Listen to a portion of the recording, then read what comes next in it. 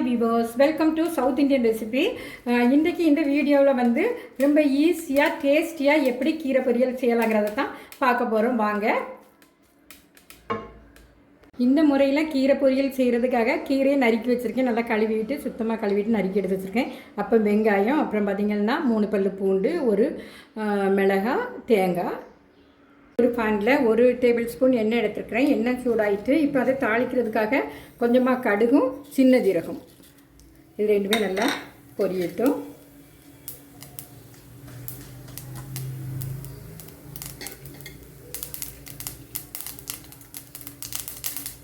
பொரிஞ்சிச்சு. இதோட 2 வரமிளகாய் சேர்த்துருக்குறேன்.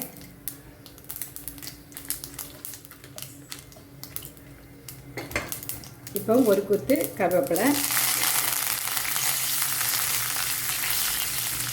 இதோட நம்ம நறுக்கி வச்சுருக்கிற வெங்காயம், பச்சை மிளகாய்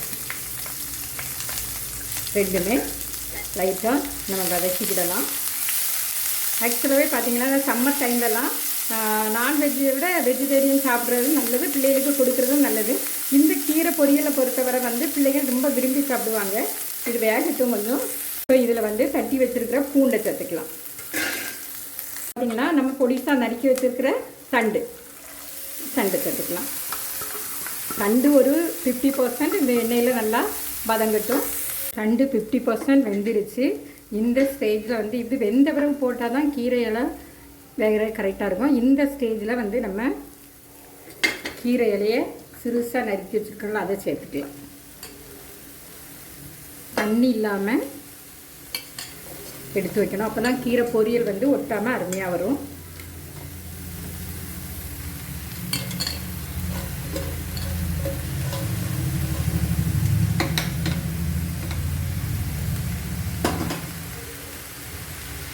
இப்போ இதை வந்து நம்ம வந்து இப்போ உப்பு சேர்க்கக்கூடாது.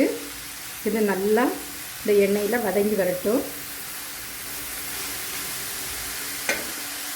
கீரை வதங்கிட்டு இந்த ஸ்டேஜில் நம்ம வந்து கீரைக்கு தேவையான உப்பை சேர்த்துக்கலாம். கீரைக்கு ஆரம்பத்தில் வந்து உப்பு சேர்க்கக்கூடாது. உப்பு சேர்த்து வதக்கும்போது வந்து இந்த கீரையில் உள்ள பச்சை கலர் மாறிடும்.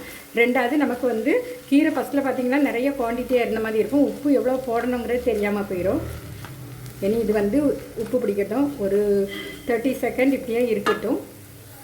நம்ம இந்த கீரைக்கு தேவையான தேங்காய், துருவின தேங்காவை சேர்த்துக்கலாம். இப்படி சேர்க்கும்போது வந்து தேங்காவும் நல்லா இந்த கீரை வந்து ரொம்ப நல்ல மணமாக இருக்கும்.